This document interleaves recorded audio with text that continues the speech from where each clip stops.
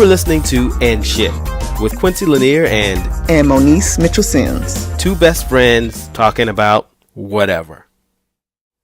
It says we're recording. Alrighty then. We are live. Woohoo! We're live from Glendale and Pasadena. From the east side of Los Angeles. We're East Siders. I love your radio voice. My radio. And we are Quincy, LeNear, Gossfield, and Monice Mitchells from the D and the C, the Midwest on the East Coast. No, we're not on the East Coast. See, look at me. I don't even know what the hell I'm saying. You're getting too excited. Relax. I know. Let me relax. I had too much coffee. I hope this works this time.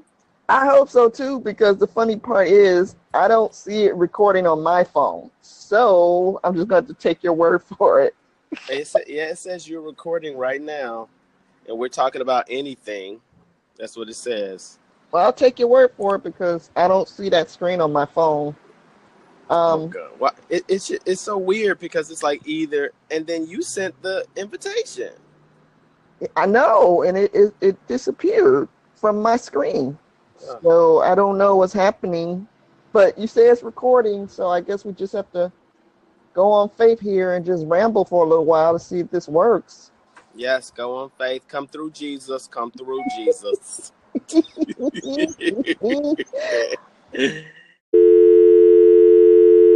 We're sorry, the number you have dialed is not in service at this time.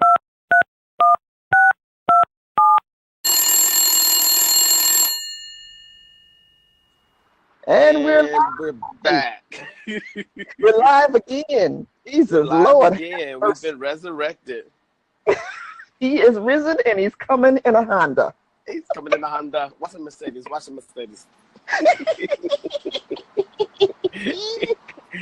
Of course, this stupid iPhone is on red, so I probably got like 2 minutes to talk before my phone dies.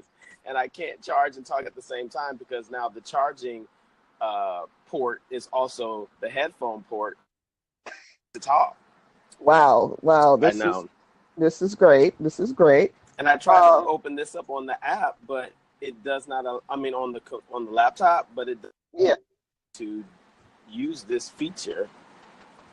Right, you can only talk to yourself on the laptop. You can't invite friends. You know, I've been wanting to try that. You know, because I wanted to do a podcast like a long time ago, but then I find myself like feeling weird just talking to myself. I talk to myself because there is no one to talk to. People ask me why I do what I do. That's what I feel like. I'm like, who am I bouncing my ideas off of? Myself? That just feels a little crazy. I don't know how people do it. Like, I need somebody to talk to. Yeah, I need somebody to laugh or make a snarky remark to something I said. Otherwise, I think I'm brilliant or I think I'm crazy. I think it's more crazy than brilliant, actually. Yeah, crazy. I agree. I feel like I'm more crazy. Can you imagine, like I used to drive up on the side of actors in LA, and they would be going over their lines in the car, and you didn't realize that they were doing that, and they just look crazy. But if you book the gig, though, like then whatever, right? Then who cares? I'm a star. The hell with you. Crazy all the way to the bank. All the way to the bank. So I'm like, okay, and then if I want to do like a podcast, a solo podcast, you know, like, I don't know, where am I going to go and do it? I don't really have a private space in my apartment. You know, we're late-term parenting. Oh, right, yeah. Very late term. Very, very late to the game. We're late-term parenting. That's on purpose. I call it stage 5 parenting because you love them while you can because they on their way out. Well, that's the easy part, though, when they on their way out. I know that's a little cruel. I know. That's why we did. We were like, you know what? We want to be able to say that we at least had a little bit of experience. Well, she's 18 and she's leaving in 6 months. And that's enough. Okay. I think so. But, you know, it is a learning experience. When you brought your niece for the summer, what did you learn about having children? I learned that I'm a really great auntie, and I love being an auntie, but if they were my own, I would kill them. That's what I learned. For the first time, my sister always say, oh my God, I need a break, I need a break. And I'm like, I'm all judgmental, like, girl, you know, you should be a mother. Mothers don't need breaks and blah, blah, blah. But Lord Jesus, when them babies was in my space for 2 weeks, I was finding ways not to come to my apartment. It took me 20 minutes to take out the trash. You were just having little moments of I was silence. just trying to find peace somewhere. Because see, you had a younger one. Yeah, I mean, I don't have the younger one. They were 18-year-old. Wow, I want to say 11 and 13, and teenage girls are real. They are Satan reincarnate. That's what they are. It was like, oh my God. I called Mama and I apologized profusely that she didn't, thanked her for not killing me at that age. Murder is a real thought, when you have teenagers in your space. Like last night, like she has this little ukulele, right? And, she tries to practice, learn these little songs. And I always feel like I'm back in Hawaii when she's in the bedroom playing these little ukulele songs. But she just kept playing the same song over and over again. And I know she was rehearsing. She was trying to learn it. But at a point, I was like, girl, give it a rest for tomorrow. Like, you need to go to the beach somewhere and get some seashells and a drum circle and practice on Venice Beach or something. Because if I got to keep hearing that ding-a-ling, ding-a-ling, ding-a-ling, ding-a-ling over and over, I mean, it was for like 3 hours. Oh, wow. But why the ukulele? I mean, who does that? What's going on with the ukulele? She's from Austin. She's a black girl from Austin, and she's grungy and indie.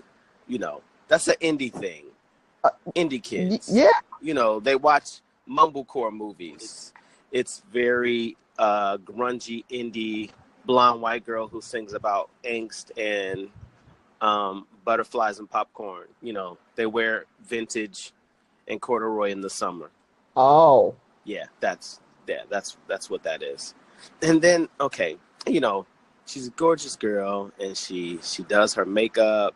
She's Mac beat. She's contouring. She's doing all this stuff. But I just don't understand how the makeup gets everywhere. The wall, the light fixtures, the light switch, the door handle, the front door when you come in. There's like makeup on my front door, and I'm trying to figure out how is this makeup getting everywhere, and I'm convinced that the girl's having seizures and we just don't know it. So like she's walking into the front door, she's putting the key in, and then suddenly she just goes to like thrashing and being thrown all around like she's possessed, and that's how the makeup is getting all it's something's got to be happening.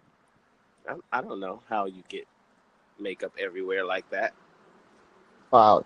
It should just be on your face, right? I would think, unless she's doing full body makeup and you guys just don't know it. What is she, painting her hands? You never know. That could be a thing. These kids are into things like that. They're doing differently than we did. I mean, by far, it's a great experience, but sometimes I just, I want to drink. Like yesterday, she was like, hey, is there any kind of meat or anything in here that I can make an omelet with? And I'm like, pepperoni in there. Now, I just bought a whole brand new bag, a whole giant bag of pepperoni to make pizzas with. Yeah. And I had not opened the bag. Mm-hmm. So I told her to go ahead and, that might be good in her omelet. So she went and made herself an omelet. And I was like, okay, cool. And then when I went in the refrigerator afterwards, like later in the evening, there's like 4 pepperonis left in the bag. Oh my God. What did she do with the pepperoni? It's like she really likes pepperoni. Yeah. I just want to know how much egg ended up in that omelet. Let me think back on like when your parents would get on you about kind of just being Pac-Man. and going through everything in the refrigerator. Oh my God, I totally get that, because when my nieces were here, now this is a weird thing that happened to me. I don't know if you experienced this, but when my nieces were here, me and Rael, we eat what we eat, and it usually lasts us for a while. But those girls was eating everything in sight. And what I started to notice is that I didn't have an appetite. Like, I just was like, I wanted to make sure they ate, right? Because I was like, okay, we only got so much, and we ain't going shopping again. We was going shopping every other day with them little girls. And we go shopping once a week, maybe, to pick up some things. But I literally did not have an appetite. And I kept wondering, like, what is that about? Because I love to eat. This is crazy. So I asked my mom, and I was like, Ma, what's up with that? Why am I not hungry? And she was like, oh. I'm like, what do you mean? Oh, why won't you tell me this stuff? She said, well, that's a maternal instinct. You start to not have an appetite because you will make sure that your children, your offspring, are fed first. I believe you don't have an appetite because you're trying to commit suicide. No, it was real maternal instinct kicking in, and I was completely confused because it took me about a week for me to get my appetite back. Once I realized I didn't kill them and they had enough food to eat, I started eating. And I told Mama, I was like, why didn't you tell me this? She said, well, that happens with mamas. These ain't your children. She said, but obviously you do feel like they are because you're responsible for them. I said, the hell with this. I need to see these kids back so I can get back to eating. This is ridiculous. But I guess you have to, at least take on that maternal concern, because, I don't think men have that. I think we are going to sit right here and eat in your face, and your stomach is grumbling, and you are starving, and your stomach is bloated, like you need to be sent 10 cents a day, and we're going to sit here and eat. No, Rael did not have a problem. He was just eating like normal. In fact, he was eating more because I was eating less. And I'm like, what is happening? I don't like these kids in my space like this. That's the hunter-gatherer. We're the hunters. So if we don't have the energy to go out and hunt, ain't nobody going to eat. So, we got to eat. The men got to eat. Ain't nobody hunting and gathering no more. What you talking about? Y'all just greedy. I said the instinct. It doesn't go away. We're still just so the man still need to get the big piece of chicken. Daddy still need to get the big piece of chicken, even though he ain't going nowhere. Okay. Even though he unemployed and lazy as fuck, he still needs to eat. His biology says so. That sucks. I mean, why do we still have webbed fingers? We don't need to go and swim. We're not aquatic anymore. Aquatic. How do you say that word? I swear the older I get, the more language I use. You're just talking about water. I tend to use the simple terms. Okay. Just don't try to sound so I was trying to act like I do have an education. Yeah, but if you can't say the word, it's better to steer clear of it because you sound stupid. But I didn't realize I couldn't say the word until I tried to say it. Oh, wait a minute. We can only talk for 15 minutes, right? This maximum recording is 15 minutes, right? It says you can add them, you can combine them, yeah. Oh, because you can do multiple and combine them into one thing.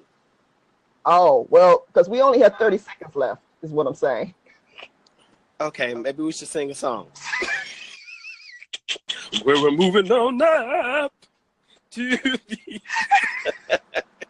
a deluxe apartment in the sky. We're moving up. Be sure to listen next week to And Shit with Q and Moni. You can follow Quincy LeNear on Instagram and Twitter at QLeNear. And you can follow Monice at Monice Mitchell Sims on Twitter, Facebook, and Instagram. Be sure to subscribe to And Shit.